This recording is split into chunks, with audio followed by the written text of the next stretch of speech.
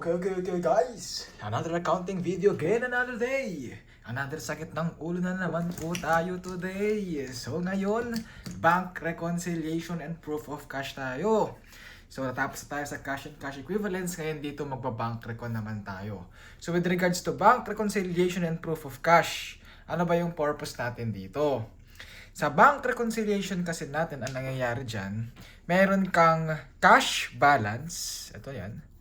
Meron tayong cash balance sa libro and meron din tayong cash balance na binibigay daw ng bangko. Ito yung nasa ledger natin at ito yung binibigay sa bank statement mo kung nakakita ka na ng bank statement natin. Ngayon, usually, yung balance daw ng libro natin is merong discrepancy versus doon sa balance ng bangko natin. Meron daw tayong mga variances. Okay, meron daw mga discrepancy, meron daw mga pagkakaiba. Ano daw yung mga differences natin na yan? Possible daw na sa libro daw natin nagkaroon daw tayo ng mga book reconciling items.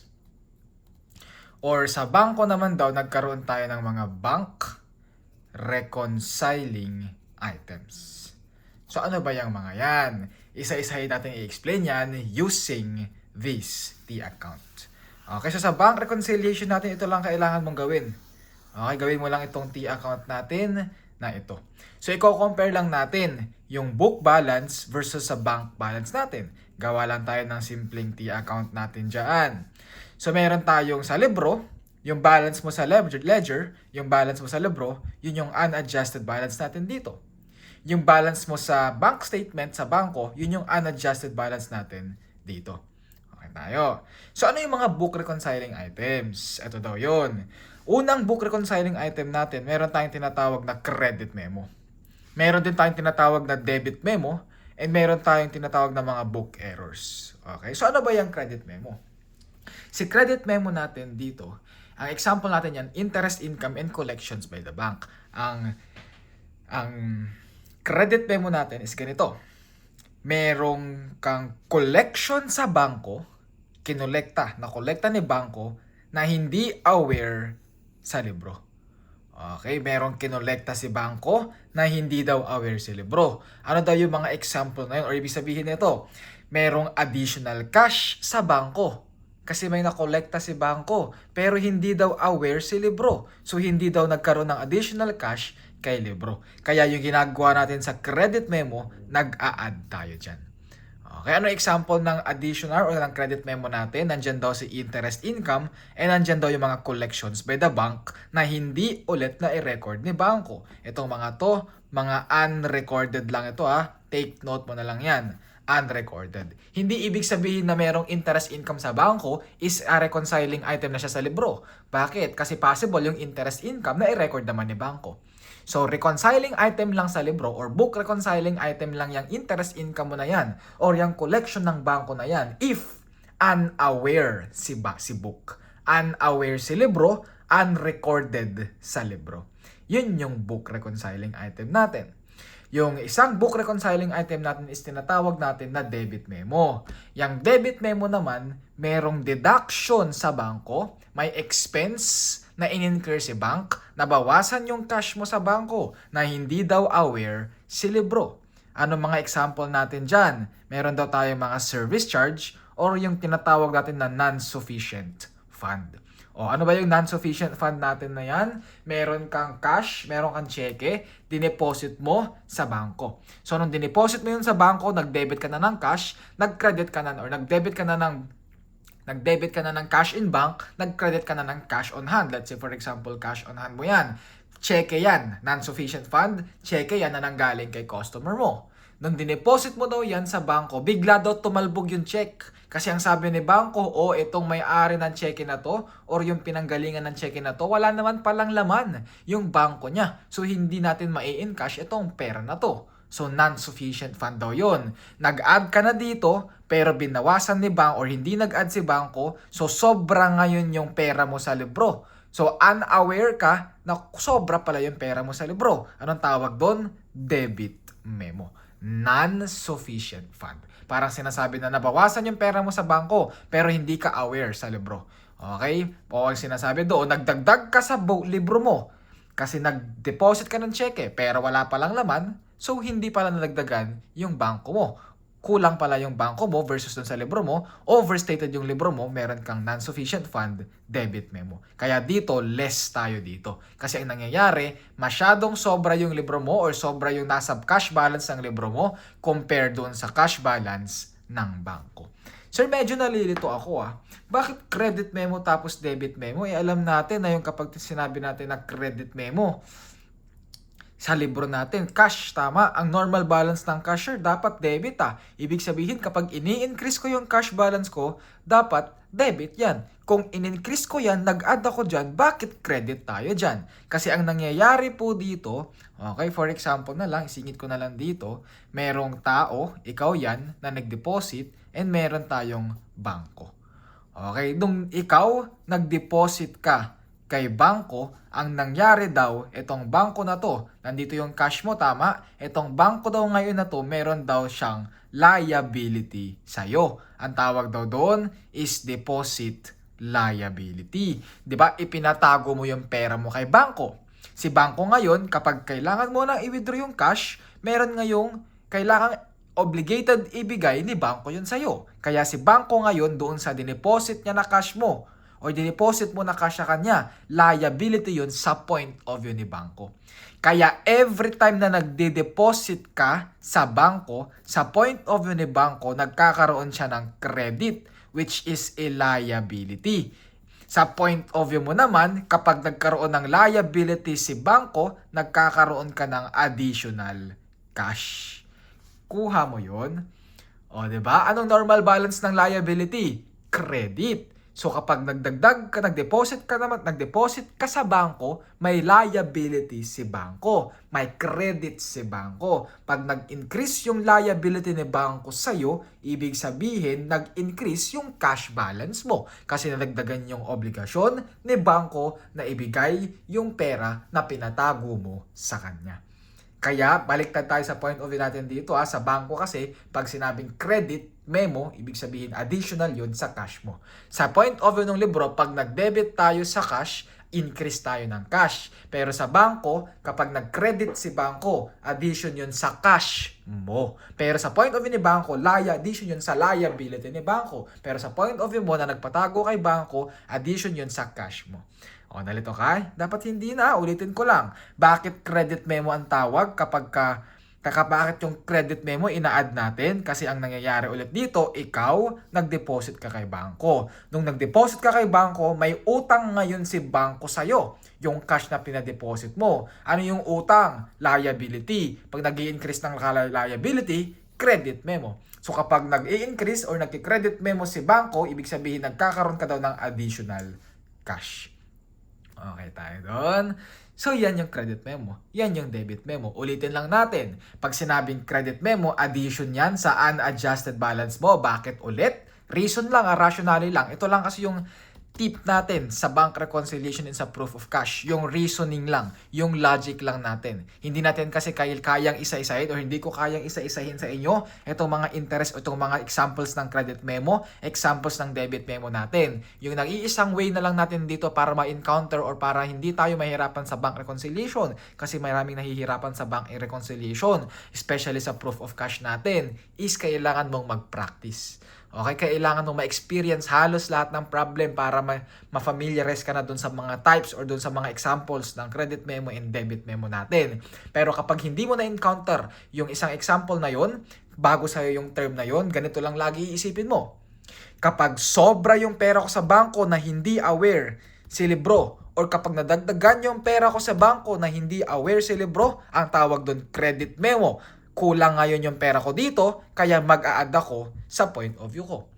Kapag nabawasan yung pera ko sa bangko na hindi aware si libro, ang tawag doon, debit memo. Sobra ngayon yung pera ko, kaya magbabawas ako dito.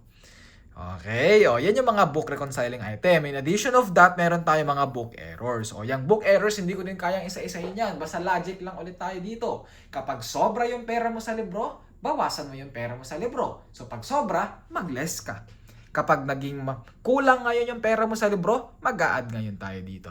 Okay, wag kang mag-alala, meron tayong mga illustrations dyan mamaya. So ano naman yung mga examples ng bank reconciling items natin? O meron tayong tinatawag na deposit in transit, outstanding check, and yung mga bank error din. Alam mo na yung bank error, same as well lang yan sa book error. Pero dito, error sa point of view ng bangko. O kapag mataas yung pera mo sa bangko kasi nagkamali si bangko, i-less mo ngayon yan. Kapag kulang ngayon yung pera mo sa bangko dahil sa error na ginawa o kinumit ng bangko, i-add mo ngayon yan. Okay tayo. O ano ngayon yung deposit in transit? O yung deposit in transit po, i-add mo yan. Bakit? Kasi ang nangyayari dyan, usually, si libro daw, nag-deposit kay bangko. Pero si bangko naman daw, hindi pa nare-receive yung deposit mo. O parang same as well lang sa credit memo. Sa credit memo, merong increase sa bangko, hindi aware si libro. Sa bangko naman, may dineposit si libro na hindi naman din daw aware si bangko. Deposit in transit ang tawag natin doon.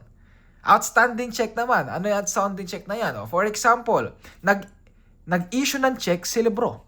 Pumirma ng cheque kasi pambabayad daw niya kay supplier. Yung check na yon, binigay na niya. Delivered check na yon. Pwede nang i-encash. Hindi daw siya post-dated. Pwede na siyang i-encash. Ang kaso, hindi pa na i-encash nung na may hawak nung cheque.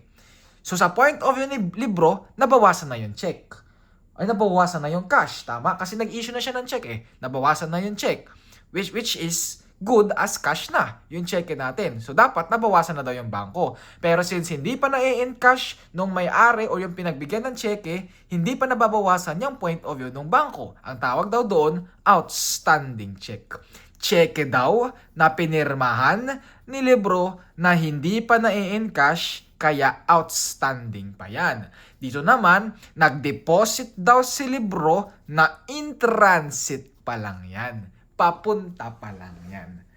Okay, o madali lang. Madali lang si bank reconciliation basta naiintindihan mo kung ano yung nangyari sa transaction. Ulitin lang ulit natin. Kapag sobra yung pera mo sa bangko o sobra yung pera mo sa libro, ang gagawin mo doon, book reconciling item yon. Bawasan mo yung pera mo sa libro. Kapag sobra yung pera mo sa bangko, bawasan mo yung pera mo sa bangko. Bank reconciling item yon. Kapag binawasan mo or kapag sobra yung pera mo sa libro, bawasan mo yung pera mo sa libro. Pag kulang yung pera mo sa libro, dagdagan mo yung pera mo sa libro. Sir, paano ko malalaman kung book or bank reconciling item? Ito lang. Pag credit memo, book reconciling item. Pag debit memo, book reconciling item. Paano ko malalaman, sir, pag credit memo or debit memo? Ito yung mga example natin. Paano, sir, pag hindi nabanggit yan sa mga example mo na yan, isipin mo na lang. Sino ba yung nag-debit?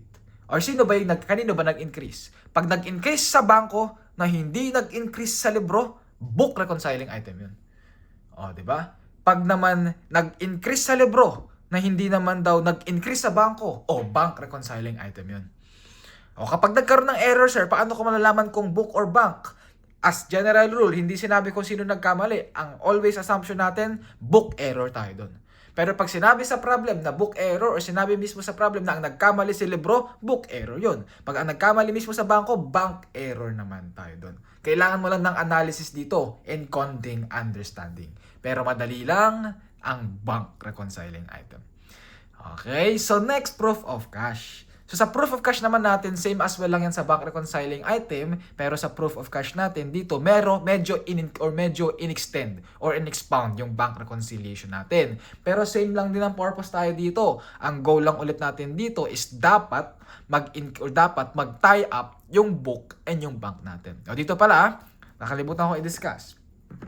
Dito sa bank reconciling item natin, after mong yung unadjusted balance, after mong i-add yung credit memo, i-less yung debit memo, or i-add or less yung mga book error, mahahanap mo yung adjusted balance natin. Same as well sa bank. Pag nahanap mo yung unadjusted balance natin, add deposit in transit, less outstanding check, plus or less bank error, mahahanap mo yung adjusted balance natin. I-take note mo, dapat yung balance mo dito and yung balance mo dito, dapat equal tayo dyan. Tie up tayo dyan ha. Tie up tayo dyan. And please be careful. Kasi merong instances, ang tinatanong sa'yo, pag ang tinanong sa'yo, adjusted balance ng book, eto na yun. Sir, paano kapag ang tinanong sa akin, adjusted balance ng bank, hindi naman binigay sa akin yung beginning balance ng bank? Huwag ka mag-alala. Ang binigay sa'yo, libro lang. Huwag ka mag-alala. Kasi kung magkano yung na-compute mo dito, yun din yung na-compute mo dito. O, huwag ka na lang malilito kasi minsan ang nangyayari, ibinibigay ito. Na-compute mo ito. Pero ang tinatanong sa'yo ito, hindi binigay ito. Anong gagawin mo? Ito, alam na natin na equal ito. So, yung balance mo dito is equal to your balance dito. Tapos, binigay yung mga bank reconciling item mo. Ang gagawin mo lang, squeeze up lang tayo pataas para mahanap mo ito. Okay, meron ganong problem sa ang hinahanap yung unadjusted balance rather than adjusted balance. Meron hinahanap yung adjusted balance and hinahanap pa rin yung unadjusted balance. Meron tayong problems na ganyan. Masayang sagutan niyang mga yan. Isa pang kailangan mong tandaan, itong bank statement ni bangko, usually ibinibigay yan sa atin after 15 days of the following month. For example, merong cash balance sa libro. Cash balance sa libro is nasa December 31, 2026. Kailan mo daw malalaman yung bank statement mo? Usually, after 15 days pa yun or January 15, 2027. Okay, so kailan ka makakagawa ng bank recon? January 15 pa. So, ganun mo lagi tatandaan yun ha. Ganun mo lagi tatandaan yun. Merong discrepancy, merong delay sa point of view ni bangko. Okay? Okay tayo. Proof of cash tayo. Dito sa proof of cash natin, ito lang tatandaan mo. Tandaan mo lang itong malaking T account natin na 4 na column yan. 4 column T account tayo. So, unang column natin, nandyan yung past month mo. Second column, receipt. Third column, disbursement. And fourth column, yung current month natin. For example, current month mo is December. Anong past month po? November. Okay, tandaan mo na lang. Itong receipt and itong disbursement, receipt mo ito by December, disbursement mo ito by December. Okay tayo. Ito yung isa mong tatandaan pa. Yung balance mo dito and yung balance mo dito sa left side ng T account natin, pag inad mo daw yan, dapat daw equal yan sa balance pag inad mo ito and inad mo ito. Same as well as dito. Dapat tie up ito. Sa proof of cash, dapat tie up din ito. Okay tayo. Same as well sa adjusted balance. Nahanap mo yung adjusted balance natin dito para ma-check mo kung medyo tama yung ginawa mo. Dapat pag inad mo yung left side ng T account mo, doon sa left side na o sa right side ng T account natin, dapat yung balances nitong mga to, dapat tie up din tayo dyan. Okay? In addition of that, ito, November balance mo yan. Receipt mo ito ng December. Ibig sabihin, additional balance mo yan sa December. Disbursement or expenses mo to ng December. Ito yung balance mo by December. So, ibig sabihin, kapag yung past o yung November balance mo, inad mo yung December receipt mo, and niless mo yung disbursement receipt mo, dapat equal tayo sa current month. Ulitin ko.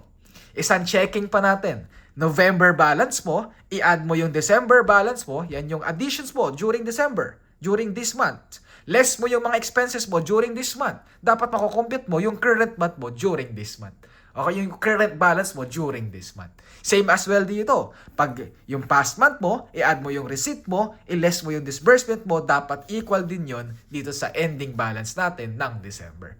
Tatandaan mo lagi yan. Checking lang naman yan para makita natin kung tama yung ginagawa mo. And isa pa na kailangan mong tandaan, dapat lahat ng movement mo sa left side is equal dun sa movement mo sa right side. Okay, kung magkano yung in-increase mo dito, dapat yun din yung in-increase mo dito. Magkano yung din-decrease mo sa left side, yun din dapat yung i-decrease natin sa left side.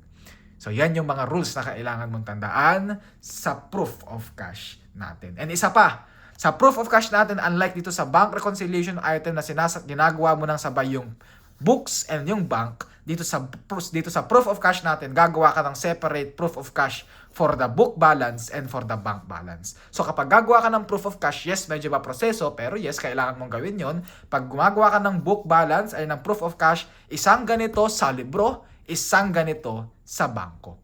Unlike sa bank reconciliation, ginagawa mo ng sabay, dito sa proof of cash, isang ganito sa libro, isang ganito ulit sa bangko. Tapos dapat yung adjusted balances, and yung mga receipt and disbursement ng libro and ng bangko dapat pare-parehas, tie up lahat yon. Kung 100 ito, dapat 100 din yung nasa bangko.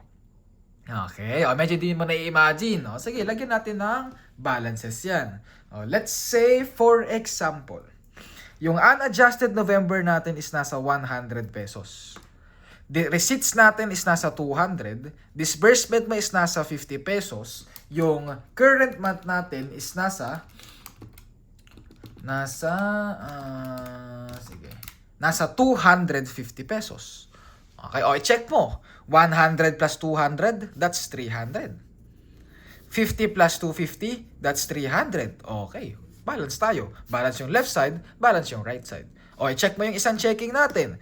Past month ko, 100. Plus ko yung additions ko ng December, 200. Less ko yung disbursement ko ng December, 250. Dapat yun yung ending balance ko dito. Diba? Okay, ngayon. Ito yung nangyayari sa proof of cash na kinalilituhan ng lahat. So, please bear with us. Okay? Tiisin mo lang. Tsagain mo lang dito. So, credit memo muna. Let's say, for example, book reconciliation tayo or proof of cash na books tayo dito. Okay, meron kang credit memo. Tandaan mo ulit yung credit memo. Concept ng credit memo, merong nag-add sa bangko na hindi mo pa na-add sa libro. For example, meron kang credit memo of 100 pesos nung November. Ibig sabihin, merong additional cash ka nung November na hindi mo na i-record nung November. Tama? So, anong gagawin mo dun sa 100 pesos na credit memo mo by November? Dapat mag-a-add ka ngayon ng additional cash balance ng November. Tama? Nakuha mo yon? Nag-add ka ng November balance nag-add ka ng 100 pesos sa November balance natin kasi nga, hindi mo siya na-record sa libro. Credit memo tayo. Okay. Ngayon. Tama. Kailan mo makikita na, ito yung kailangan mo tandaan. Kailan mo makikita yung 100 pesos increase mo ng November? Tama, by December pa. Kasi makikita mo yung balance mo or yung bank statement mo by December pa. So, kailan magre-reflect yung increase mo sa cash balance natin dito? By December pa. Nakuha mo? Nalito ka? Ulit. Meron kang credit memo ng November of 100 pesos. So, ibig sabihin, kulang yung 100 pesos mo na November balance. Kaya ka nag-increase ng 100 pesos. Yang increase mo ng 100 pesos po na yan, increase mo yan dapat nung November. Pero nag-reflect yan na increase mo nung December. So, ibig sabihin, kasama yun doon sa receipt mo by December na 200 pesos. Ano ba yung goal ano ba yung sinasabi ko dito? Dapat yung receipt mo and yung disbursement mo is dapat by the month of December. So, ibig sabihin, kailangan mong alisin lahat ng increase, lahat ng movement na by November. Etong 100 ulit na to, increase mo yan dapat nung November. Pero naisama mo yan as increase mo ng December, so aalisin mo yung 100 pesos mo dito. Bakit mo ulit inalis? Ito lang ulit. Increase mo yan nung November dapat. Additional cash mo yan nung November dapat. Na naging increase mo lang yan nung December kasi nalaman mo lang yung increase na yan by December. So kasama yan dito sa 200 pesos mo na hindi naman dapat kasama kasi hindi mo yan dapat increase ng December. Dapat increase mo yan nung November pa. Kaya nag-decrease ka ng 100 pesos dito. Para mas maintindihan mo, gawin natin sa December. Sa December natin, for example, meron kang increase of 200 pesos. So, ibig sabihin, kulang yung balance mo ng December naman, hindi November. Kasi credit memo mo yan by December. So, dapat meron kang additional, for example, 200 pesos dito, meron ka dapat additional cash balance ng December of 200 pesos. Okay tayo. Ngayon, ito. Kung yung increase mo na yan by December, dapat yan, kasi credit memo mo yan ng December, kulang yung pera mo ngayon ng current month mo na 250, kulang itong 250 natin ng 200 pesos, so ibig sabihin, mag-i-increase ka ng 200 pesos. Tama? Question, kailan mo malalaman yung increase mo na yan? by January pa. January pa magre-reflect yung increase mo na yan. January pa mag-i-increase yung increase na 200 pesos mo na yan. So, ibig sabihin, hindi yun kasama sa increase mo ng December. Na dapat kasama yun sa increase mo ng December. So, ang gagawin mo, mag-a-add ka ng 200 pesos dito. O, nakita mo yung movement? Anong effect ng movement natin dito? Zero. 100 increase, 100 decrease, zero effect. Anong movement natin sa right side? Zero din. Anong increase mo, anong movement mo dito? Increase 200. Anong movement mo sa left side? Increase 200.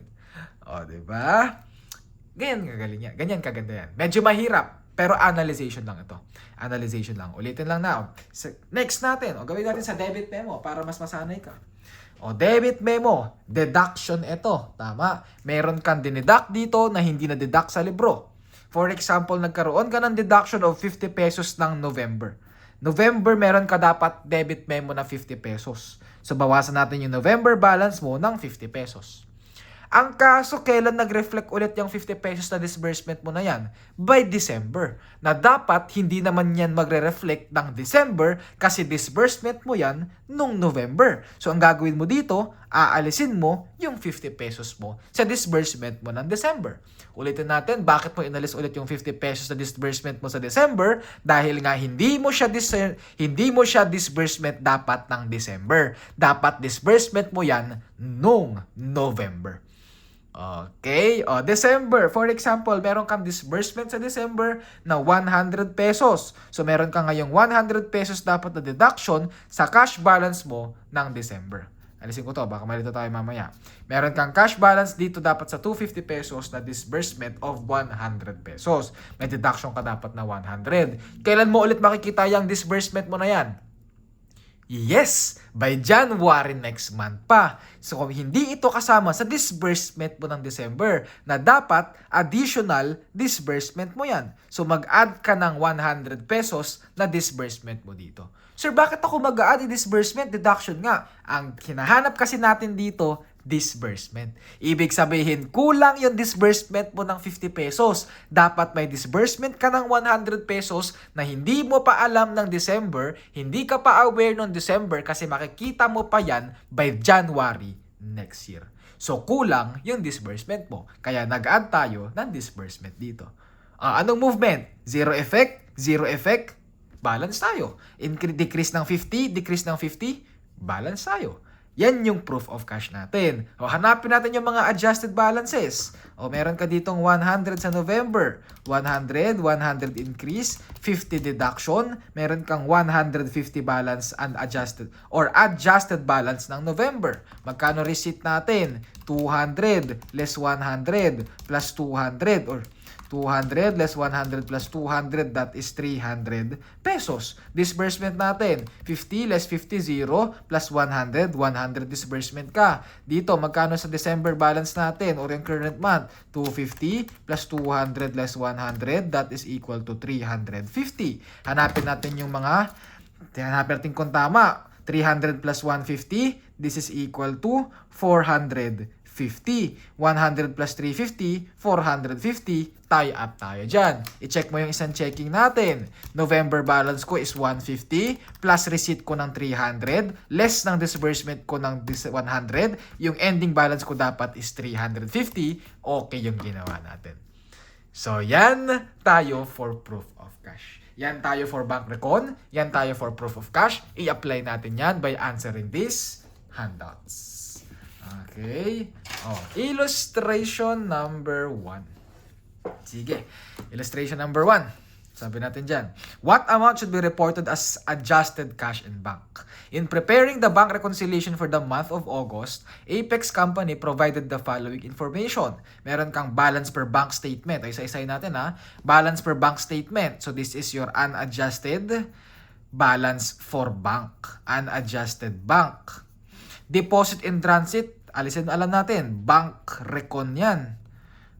Return of customer check, insufficient fund, alam mo na, book recon yan. So yan lang tip dyan, i-analyze mo lang, bank recon ba or book recon ba? Para mahanap mo, para malaman natin kung saan mo yan ilalagay. Sa left side ba ng T account or sa right side ba ng T account. Outstanding check, ay alam ko to, bank recon ito.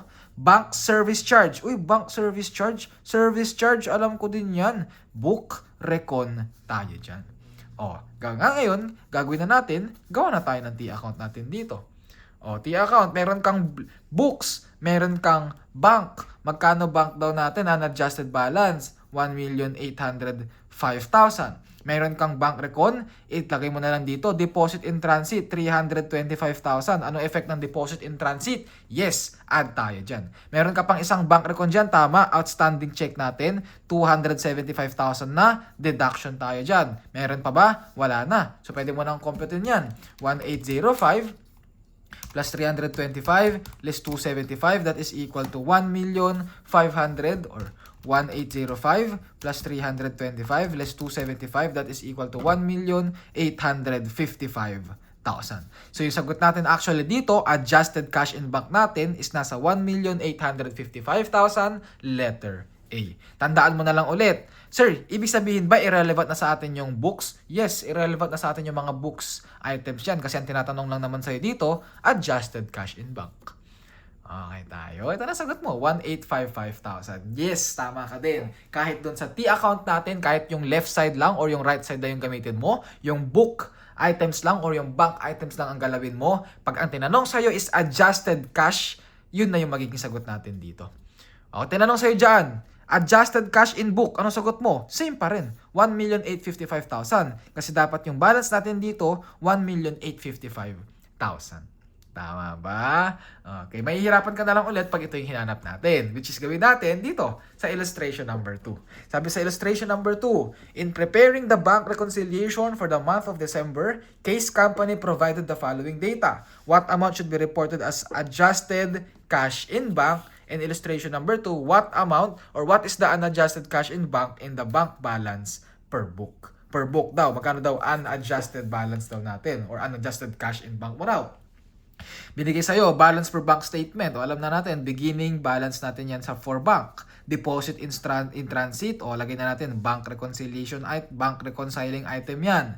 Amount erroneously credited by bank to case account. Ibig sabihin, amount erroneously credited. Anong credited? I-analyze mo. Addition. Nag-credit daw. Sino kasi? Si bangko. So ano nangyari dyan? Error yan. Erroneously. Error. Kaninong error? Kay bangko. Sino mag-a-adjust? Si bangko. Bank error ngayon yan. O, diba? Analyzation lang ito. Hindi mo na list kanina na bank error yan, pero dito ngayon, alam mo na error yan kasi nga inanalyze lang natin yan. Simple analyzation lang kasi si accounting eh. O, next, bank service charge for December. Alam ko na si service charge. Nasa list natin yan ng examples ng mga book reconciling item. Non-sufficient check, alam ko din yan eh. Books. Outstanding check, naku mas talong alam ko yan. Bank. O, gawa na natin ng T-account yan. Dito na lang. Oh, meron tayong T-account dito. Oh, books. Binigay ba yung balance unadjusted ng balance ng book? Hindi. Ito tayo muna sa bangko. Huwag ka ma-stress kung hindi binigay sa yung given. Gamitin mo yung current given natin. O meron kang bank, deposit in transit yan. Alam ko yung deposit in transit na yan, addition yan. 520,000. Nagpasa mo yung bank error kasi hindi ka familiar dyan. Meron ka pang isang bank dito. 675,000 na outstanding check o 675,000, alam ko, deduction tayo dyan. O i-analyze mo ngayon yung bank. I-add ko ba yan or i-less ko? O i-plot mo muna dito. Meron ka dapat book error or bank error of 40,000 pesos. O ano nangyari? Yung amount daw is erroneously credited by bank to case account. So, ibig sabihin, nag-add ka daw sa bank balance ni case na hindi naman daw dapat. Kasi nga, mali. So, anong nangyari? Kung nag-add ka na hindi naman dapat, sobrang ngayon yung balance mo. Anong gagawin mo sa 40,000? Deduction. Ngayon yan. O, kumpitin natin yan. Wala naman na tayong mga bank reconciling item dyan. 3.8 plus 520 less 675 less 40. This is equal to 3,605,000. Number 1, letter D. Yun, no? Ang dali lang talaga ng bank recon natin. O hinahanap sa'yo dito, unadjusted balance ng banks. ng bank daw or unadjusted balance daw ng cash in bank sa libro. Ito daw ang hinahanap sa'yo. Alam natin, mag-i-squeeze up lang tayo dyan kasi yung adjusted balance ko, 3,605,000. Meron akong mga book reconciling item dito. Meron akong non-sufficient check of 5,000. I-plot mo yan. Alam ko yung non-sufficient check na 5,000 pesos na yan. Example yan ng debit memo eh. So deduction dapat yan. Meron akong book error or 50,000 pesos pala yan. 50,000 na non-sufficient check. Alam kong debit memo yan. So, deduction yan. Bank service charge for December. Alam ko yung bank service charge. Book recon ko yan eh. Namark ko yan eh. 5,000 pesos. Service charge. Expense na hindi ako aware sa expense na yan. Alam ko, deduction ako dyan. Meron pa ba tayong book recons dito? Wala naman na. So, meron kang deduction dito. Anong gagawin mo? Squeeze up lang tayo pataas. Nag-less ka dito. Ang gagawin mo dyan, i-add mo ngayon yan. 3,605,000 plus 50,000 plus 5,000, that is equal to 3,660,000. Ibig sabihin yung unadjusted balance natin is nasa 3.660 million pesos or letter B for number 2. O, diba? Madali lang ito. Huwag ka na lang malilito kasi minsan trick questions tayo. Ang hinocompute mo, unadjusted balance, yun pala ang hinahanap, unadjusted balance. Okay. O, try mo i-compute. Try mo i-check. O, tama ba? I-add ko yun. O, try mo. Unadjusted balance ko, 3,660,000. Less 5,000. Less 50,000. 3,605,000. So, that is for illustration number 2. So, let's move on with illustration number 3. Sa illustration number 3 naman, anong nangyari dyan? Anong hinahanap sa'yo? What amount should be reported as cash in bank at year-end? So kapag ganyan ang tinatanong, hinahanap lang dyan, simply is the ending balance lang eh. O sige, isa-isahin natin. Core company provided the following data for the purpose of reconciling the cash balance per book with the balance per bank statement on December 31. Balance per book, ay alam ko to. Book beginning balance. Balance per bank, ay alam ko yan. Beginning sa bank. Outstanding check, 500,000, alam ko to. Bank recon ito. Outstanding check, bank recon yan. Deposit in transit, bank din ito. December non-sufficient check, ay non-sufficient check, alam ko. Book tayo dyan. Erroneous credit to course account representing proceeds of loan granted to another company. Credit, erroneous credit to course account. Ibig sabihin, bank error yan. Tama, bank error tayo dyan. Ang nagkamali dyan si bangko. Proceeds of note collected by bank. Nakakolekta si bank kay core na hindi, ang assumption, hindi pa daw aware si core. So, alam ko, book ito, example of credit memo. O, gawa natin ng T-account. Tapos natin i-analyze yung mga amount. After mong i-analyze kung book or bank recon yan, recon items yan, tsaka mo i-analyze kung i-add or i-less natin yan. O, book. Book natin, 850,000. Bank natin, nasa 2 million pesos. Meron ka ditong outstanding check, 500,000.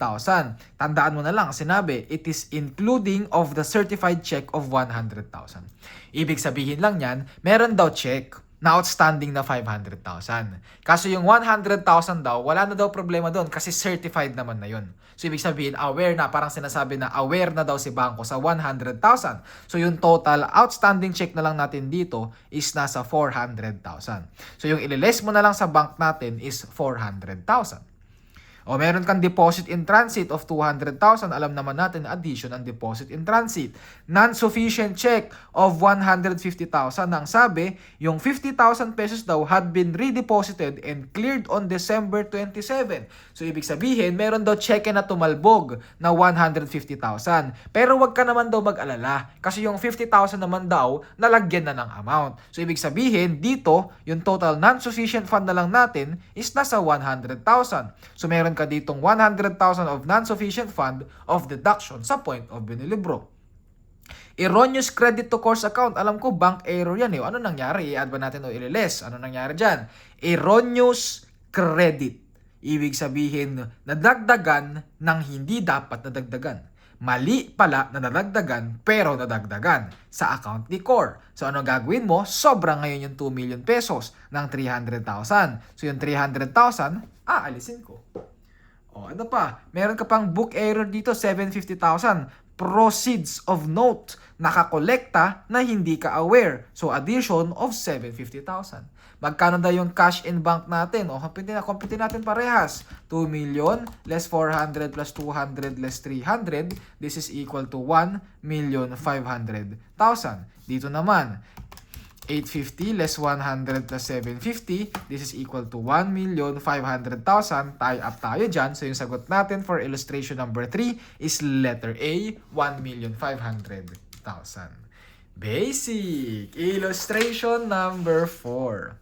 Sabi, the cash balance per bank statement. O kapag cash balance per bank statement, ibig sabihin, yan yung unadjusted. Kasi ano ba yung nasa bank statement mo? Unadjusted, tama. So yung tinatanong sa'yo dito, unadjusted balance. O, simple lang yan. Pare-pares lang ng process tayo dyan. Gawan mo yan ng T-account natin. O, medyo tabingin ng T-account. Pagpasansyahan mo na. O, meron ka dito. Abel Company received the bank statement for the month of March. However, the closing balance of the account was unreadable. Yun, hindi ito mabasa. Attempts to contact the bank after hours did not secure the desired information. Meron ka ditong book balance. Book balance natin, 1,460. Lagay mo na dito. Okay, para hindi na tayo mahirapan, i-plot mo na agad 1,460. Note collected by bank. So, ano nangyari? Nakakolekta daw si bangko. Sabihin na lang natin, hindi ka aware, 100,000 pesos dito. Non-sufficient check for customer. Alam ko, bank record or book record yan, 130,000. Non-sufficient fund, deduction yan eh. Nasanay na ako. Interest earned on note. Uy, interest na hindi ako aware daw. 10,000. Addition yan na 10,000. Bank service charge of 2,000. Alam ko, deduction yan. Expense yan na hindi ako aware. Deduction na 2,000. Other bank service charge. Parehas lang yan ng 2,000. Deduction ako dito ng 3,000 pesos. Outstanding check. Ay, alam ko yung outstanding check eh. Deduction yan sa bank ko. 200,000. Deposit on February 28 placed in night depository. Uy, parang deposit in transit yan ah. Alam ko, addition yan of 85,000. Tapos check issued by Axel Company charged to Abel's account. Uy, ano yan? Mag-ingat ka. Ano nangyari dyan? Nag-issue daw ng cheque si Axel. Sino si Axel? Hindi natin alam. Sino ba tayo? Si Abel. Na-charge daw kay Abel's account. Ay, mali. So, ibig sabihin, this is considered as bank error. O, diba? Nagkamali si bangko dyan. Ang nag-issue pala ng cheque si Axel eh. Bakit mo binawas sa Abel's account ko? Sa account natin. O, anong gagawin natin? Nabawasan ngayon yung bank natin ng 20,000 na dapat hindi naman nabawasan. So, ang gagawin mo, mag-a-add ka ng 20,000. O, hinahanap daw sa atin ito. O, hanapin natin yan gamit ito. 1,460 plus 100 less 130 plus 10 less 20 less 3. This is equal to 1 million or check ko 1,460 plus 100 less 130 plus 10.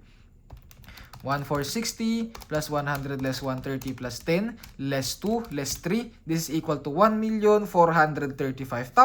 Alam ko, parehas tayo ng amount dito. 1,435,000. Squeeze up lang tayo pataas. Lahat nung inad ko, i-less ko. Yung mga niless ko, i-add ko. So, less 20,000, less 85,000, plus 200,000. This is equal to 1,530,000. Kaya illustration number 4, letter B, 1,530,000. O, diba? Napakadali naman ng bank reconciliation natin. O, illustration number 5. Illustration number 5, medyo comprehensive ito, pero tiis-tiis lang. O, nangyari dyan, Divine Company prepare the following bank reconciliation. O, nag-prepare na si Divine ng bank recon. Ang gagawin na lang natin dito, i-check natin kung tama ba yung pag-prepare niya. O, meron ka daw balance per bank statement. Deposit in transit. O, gawa na tayo ng T-account natin, no? Meron kang book, meron kang bank. Sa bank natin, 2,800,000 na raw yan. Deposit in transit, alam ko, i-add ko yan dito, 195,000.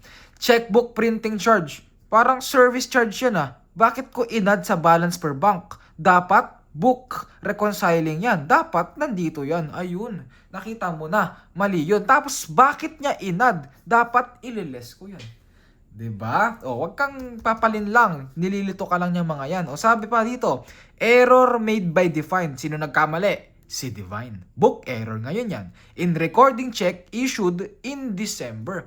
So, nagbawas ka daw ng 35,000 na nagkamali ka. Na dapat hindi ka daw nagbawas. So, mag-add ka dito ng 35,000. O non-sufficient check, alam ko book recon yan eh. 110,000 tapos deduction yan. O less outstanding check, alam ko yung outstanding check na 100,000 dito yan sa bank. Deduction yan 100,000. Note collected by bank including 15,000 interest. Ang total daw 215,000. Alam ko naman eh, nakakolekta si banko daw. Hindi daw aware, ang assumption daw hindi aware si Divine. O meron akong addition dito of 215,000. Tapos meron pa ba? Wala na. Yung 15,000 interest to, wag mo nang i-add yan kasi sabi naman, including na raw yan dito. So parang interest income lang din daw yun. Binigay ito, unadjusted balance natin. Tapos sabi pa, the entity had cash on hand of 500 and petty cash fund of 50,000. Question, what amount should be reported as cash in bank at year-end? Adjusted balance yan. Magkano adjusted balance natin? 2.8 plus 195 less 100. This is equal to 2,895,000. Sagot natin for number 1, letter C, 2,895,000. Hanapin natin, gusto mo bang hanapin ito even though hindi tinatanong? Ang tanong kasi dito, what total amount of cash should be reported at year-end eh? Ano ba yung mga composition ulit natin ng cash? Refer ka ngayon dun sa discussion natin ng cash and cash equivalent. Anong composition? Cash on hand and cash in bank. Okay? Plus, ito, petty cash fund. Okay? Hanapin natin to. Sige, try lang natin. 2,890,000. 2,890 less 215 plus 110 less 35 plus 5. This is equal to 2,755,000. Pero hindi sa atin relevant yan. Kasi ang tinatanong sa'yo, what total amount of cash should be reported at year-end? So i-plus mo lang dito yung 500,000 mo na cash on hand. Plus mo yung 50,000 mo na petty cash fund. So yung total natin na cash na dapat i-report is 2,890 plus 500 plus 50. This is equal to 3,440,000. Number 2, letter or 2,895 to. Sorry, 2,895 through 3,445,000. Letter C for illustration number 5. Okay. Next, illustration tayo. Illustration number 6. Sabi naman dito, what is the deposit in transit on December 31? So dito actually it applies na yung concept natin ng proof of cash. Pero hindi pa tayo magpo-proof of cash talaga dito. Application lang ng concept ito. Okay, sige. Tinatanong sa'yo dito, magkano daw yung deposit in transit mo ng December 31? Or parang sinasabi, magkano daw yung ending balance mo ng deposit in transit? Okay. Formula, meron lang tayo ditong analyzation lang yan eh. Analyze lang natin ito. Ito lagi yan. By December, for example, December to. Nung November natin, which is yung deposit in transit mo ng beginning, tama, plus, i-add mo yung mga book receipts mo, yung mga additions mo sa libro. I-less mo lang yung mga receipts na in-acknowledge ng bangko. Yung deposit in transit mo na beginning, i-plus mo yung mga additions mo o yung mga dineposit mo during December, i-less mo yung mga na-acknowledge lang or na-i-record lang ng bangko. Mahahanap mo yung deposit na in transit pa lang. Deposit, ending balance natin. Hanapin natin ngayon yan. Sinabi dito, meron tayo ditong credit memo for November recorded in December. Credit memo for December that are not yet recorded. Deposit in transit ng November, ayun. Yung beginning balance natin dito, 700,000. Erroneous bank charge in December, corrected by bank in December, tama. Erroneous receipt by Bay Company in December, not corrected until the following year. Total company receipt, total bank credit. Ayun. Yung total book receipt daw natin, ito na daw, 8,500,000. Okay tayo. Ang kaso, ito tatandaan mo. Meron daw erroneous receipt si Bay, tayo, si company, in December na hindi daw na-correct until the following year of 100,000. So ano nangyari dyan? Sobra ka ng receipt. Yung receipt mo na ito kasama sa 8.5 million na hindi naman daw dapat yan receipt kasi nga erroneous yan. So ang gagawin mo para makorek mo yung total receipt natin, aalisin mo ngayon yung 100,000 dito. Okay tayo. Isa pa, ito. Credit memo mo nung November. Recorded daw siya ng December. Ano nangyari dyan? Add credit memo, addition yan, tama? Addition yan nung November. Kailan mo daw na i-record? nung December. Ano ba yung book receipt mo dito? Dapat by December. So, ibig sabihin, itong receipt mo na 600,000 na nag-report or nag-reflect ng December is hindi mo yan receipt by December. Receipt mo yan dapat nung November. So, ang gagawin mo dyan sa 600,000, aalisin natin yan. O, magkano total receipt mo? 8.5 less 100 less 600, that is equal to 7,800,000. Yun yung total book receipt mo dito, 7,800,000. Magkano daw yung in-acknowledge ng bangko? Ito, yung total bank credit mo, sinabi na 8 million pesos. 8 million pesos daw yung total na ni-record daw ng bangko. Na ito, tatandaan mo ito, credit memo mo for December na hindi pa na-record.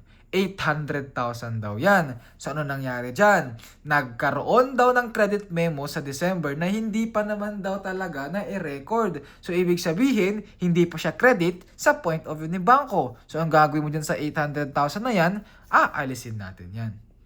O, ano pa? Ito, 200,000. Yung 200,000 daw, erroneous bank charge in December na kinorek naman daw nung December. So, ano nangyari dyan? Meron daw bank charge. Binawasan mo daw yung balance mo nung December. Na na-correct mo din, or nung, sabihin natin, correction, feeling ko November ito. Okay? Erroneous bank charge nung November na kinorek mo daw ng December. So, ibig sabihin na i-correct ni bangko nung December, nagkaroon ng additional balance or cash balance sa point of view ng bangko na hindi naman yun dapat total or hindi naman yun dapat December addition. Kasi addition mo yun or correction mo yun nung November. So, hindi mo siya addition ng December. So, aalisin natin ngayon dito yung 200,000. So, ibig sabihin yung total balance lang, adjusted balance na in-acknowledge ng bangko is nasa 8 million less 800 less 200 is equal to 7 million pesos. So, yung total na in-acknowledge lang ng bangko is 7 million. So, yung deposit in transit balance mo na 700,000 plus yung total na dineposit mo talaga is 7.8 na yung nag-deposit lang sa bangko is 7 million. So, ibig sabihin, meron ka pang deposit na in transit pa lang of 1.5 million. Illustration number 6, letter C. Okay. Medyo nakakalito pero i-analyze mo lang. Illustration number 7. Okay, illustration number 7. Sabi, Gray Company provided the following information on October and November. So dito, meron ka daw check and charge recorded by bank. Ano ba requirement? What amount was reported as outstanding check on November? So same lang din yan dito. Meron ka ditong book or meron ka ditong outstanding check ng beginning. Tapos meron kang beginning or meron kang book disbursement less mo yung mga bank na in-acknowledge is equal to your outstanding check of ending balance. Puntahan mo ngayon yung outstanding check mo na beginning. Ito na yun, binigay dito. Outstanding check on October 31 that cleared in November, 230,000. So yan yung outstanding check mo ng November, 230,000. Okay tayo. O tapos puntahan mo tong 620. Ibig sabihin ito daw. Total credit to cash in all journals during November. So ibig sabihin total credit mo daw sa journal to sa journal ito. So disbursement mo daw yan sa libro. Yung total disbursement mo daw sa libro is nasa 620,000. Tingnan mo ngayon ito. Service charge made by the bank in October and na-record daw sa libro ng November, 10,000. Hindi ko yan disbursement ng November Disbursement ko yan ng October. So dapat aalisin ko yan dito. Na-record ko daw yan, isama ko daw yan sa 620 kasi na-record daw yan nung November. Hindi ko naman yan disbursement ng November. Disbursement ko yan nung October pa. So yung total book disbursement mo lang talaga by November is nasa 610,000. So dito mag-add ka ng disbursement of 610,000. Magkano yung in-acknowledge ng bangko? Ito, sabi dito, checks and charges recorded by bank in November, including a November service charge of 5,000 and non-sufficient check of 20,000. So, ibig sabihin, ito daw yung total na disbursement sa point of view ni bangko ng November, nasa 550,000. Doon sa 550 daw, kasama daw yung service charge na 5,000 and non-sufficient check of 20,000. Okay, kasama daw yung mga November service charge mo ng 5,000 and non-sufficient check mo na 20,000. Eh, hindi naman yan disbursement tama? Nabawas lang yan na hindi naman yan disbursement sa point of view ng libro. So, aalisin mo ngayon yung 25,000 dito. So, yung total acknowledge lang na disbursement ng libro na in-acknowledge ng bangko is nasa 525,000. So, yung total outstanding check natin dito is 230 plus 610 less 525,000. This is equal to 315,000. Number statement, illustration number 7, letter C tayo, 315,000. Okay tayo. That is for illustration number 7. And last illustration tayo. Illustration number 8. Sige, sa illustration number 8, ano nangyari dyan? Laser Company had the following bank reconciliation on June 30. Balance per bank statement on June 30 is 3,000. Deposit in transit is 400,000. Total 3.4. Outstanding check 900,000. Balance per book ito. Balance per book, June 30, 2.5. The bank statement for the month of July showed the following. All reconciling items on June 30 cleared through the bank in July. The outstanding check totaled 600,000 and deposit in transit amounted to 1 million on July 31. So dalawa yung date natin, June 30 and July 31. Gawin na natin yan ng proof of cash. Okay, proof of cash tayo. Ano yung past month mo? June. Current month mo? July. Meron ka ditong receipts, meron tayo ditong disbursements. Okay tayo. Okay. So, unadjusted balance. Okay, ang binigay na unadjusted balance sa'yo dito is bangko. Sige, gawin natin muna yung bank. Okay, gawin natin sa bank. Sa bangko natin, meron kang unadjusted balance nung June 30 of 3 million pesos. So, meron ka ditong 3 million pesos of unadjusted balance. Deposit in transit. Deposit in transit mo daw yan ng November. Sige, lagyan natin dito. Deposit in transit nung June na 400,000. So, meron kang additional 400,000 by June. Which is kasama yan sa receipt mo by July. Na hindi naman yan receipt mo dapat ng July. So, aalisin mo yan dito sa receipt mo ng July. Okay. Next, meron ba tayong deposit in transit ng July? Yes, sinabi dito. Meron ka daw deposit in transit of 1 million pesos. So, meron kang deposit or additional cash by July of 1 million pesos na hindi siya kasama sa receipt mo ng July. So, i-add mo siya as 1 million pesos receipt of your July. Okay, tayo. Okay, outstanding check. Meron ka daw outstanding check of 900,000. O dito sa 900,000 na to, by June yan, meron kang outstanding check of June of 900,000. So, deduction tayo ng June balance of 900,000. Na hindi siya or naisama siya sa disbursement mo ng June kasi magre-reflect siya ng July. Na dapat hindi mo naman siya disbursement ng July, so aalisin mo din yung 900,000 dito. Tapos, meron ka pang outstanding check ng July. July mo, outstanding check, 600,000. So, magliles ka ng 600,000 for July na hindi siya kasama sa disbursement mo ng July kasi disbursement mo pa siya ng August. So, meron ka dapat additional disbursement dito of 600,000. Tapos, sinabi dito, the bank statement for the month of July showed the following. Bank statement naman ito. All reconciling items in June 30 cleared through the bank in July. So, magkano ba yung total receipt natin? Dito pala, the bank statement for the month of July showed the following. Deposit of 9 million pesos, including 900,000 note collected for laser. So, yung total deposit mo is 9 million. So, yung total receipt mo for bank is nasa 9 million pesos. Tapos dito, total disbursement mo daw sa bank statement mo, nasa 7 million. So, dito, nasa 7 million pesos. Magkano yung July balance natin dito? Sinabi ba? Hindi. Pero pwede natin computein. Paano? 3 million pesos plus 9 million pesos na receipt less yung disbursement mo na 7 million, that is equal to 5 million pesos. 'Di ba? Nahanap mo yan, 5 million pesos. Yun. Okay, so hanapin natin mga adjusted balances. Adjusted balance mo for November or June balance natin, 3 million plus 400 less 9 million or 900. 3 million plus 400 less 900, this is equal to 2,500,000.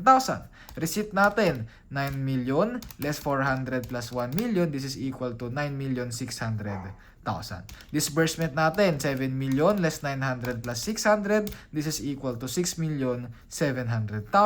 July mo, 5 million plus 1 million less 600, this is equal to 5,400,000. Sikutan natin yung mga requirement. What is the adjusted cash in bank on July 31? 5,400,000, letter B for number 1. What is the cash balance per book? Bangko to. What is the cash receipt per book in July? Bangko ito. What is the adjusted cash disbursement per book in July? Bangko nga din ito. So, anong kailangan natin gawin dito? Kailangan natin gawin ulit yung sa libro. So, gawa ka lang ulit ng isa pang proof of cash dito. Yes, maproseso talaga ito. Pero madali na ito kung nagawa mo na yun dito. Alam natin, concept ulit, dapat same balances yung adjusted balances natin dito. So dito, dapat 2,500,000 to. Ito, dapat 9,600,000. Dito, 6,700,000. Then dito, nasa 5,400,000. Okay tayo. Tapos meron ka dyang mga book reconciling items. Dalawa lang naman yung book mo dyan eh. Ito, meron ka daw 200,000 na kinolect daw for laser. So, pwede mong sabihin na deposit or pwede mong sabihin na credit memo yan. So, meron kang credit memo ng July ito, June ito, receipt ito, disbursement ito. Meron kang collection na 200,000 na hindi aware si bangko. So, meron ditong credit memo of 200,000 for July of 200,000. So, mag-add ka ng 200,000 dito. Na hindi aware si December, sa July receipt mo. So, meron kang addition receipt of 200,000 dito. Tama. Tapos, meron pa ito, disbursement. Kasama daw non-sufficient customer check and 10,000 service charge. So, meron ka dyang debit memo. Total debit memo mo for July is nasa 150,000. So mag-less ka dapat dito ng 150,000 na dapat mag-a-add ka dito sa disbursement mo ng 150,000 kasi nga hindi siya na-disburse ng December or ng July but rather magiging disbursement mo pa siya or magre-reflect pa siya as disbursement mo by August. So hanapin natin, squeeze up lang tayo dito. Squeeze up, squeeze up. Ito wala namang adjusted dito or walang adjustment dito. So ito 2.5 tayo dito. Ito, nag-add ka. So 9.6 less 200,000. This is equal to 9,400,000. Squeeze up mo yung disbursement mo. 6.7 less 150. This is equal to 6,550,000. July natin, 5.4 plus 150 or plus 150 less 200. This is equal to 5,350,000. So, kutan natin yung mga ibang requirement. Illustration number 2. What is the cash balance per book on July 31? 5,350,000. Letter B for number 2. What is the amount of cash receipt per book daw in July or yung unadjusted balance daw na magkano? 9.4 million. Number 3, letter A. Magkano daw cash disbursement mo per book in July or yung unadjusted balance? 6,550,000. Number 4, letter A. So that concludes our discussion for book or for bank reconciliation and proof of cash. Yun lang, ulitin ko. Hindi natin kayang i-discuss lahat ng mga items sa book reconciliation and sa mga proof of cash natin. Yes, possible after this video discussion mahihirapan ka pa rin, malilito ka pa rin. Ang lagi ko lang advice sa'yo with regards to book reconciliation or sa mga bank reconciliation and sa proof of cash natin, you need to practice yourself. Tiniskas ko na yung ibang item. Binigyan na kita ng maraming illustration. So now your assignment would be is to practice on your own. Hanap ka lang ng textbook, hanap ka lang ng materials, hanap ka lang sa internet, marami naman dyan. I-practice mo lang ng i-practice yung sarili mo, dadating din sa point na masasanay ka na. Kapag nasanay ka na, hindi mo na namamalayan, madali na pala sa'yo si bank reconciliation and si proof of cash. Kasi lahat lang na nagsasabi na mahirap ito is kulang lang lagi sa practice sila. Practice lang ng practice, huwag kang mapapagod, yun lang, good luck, God bless, and ciao!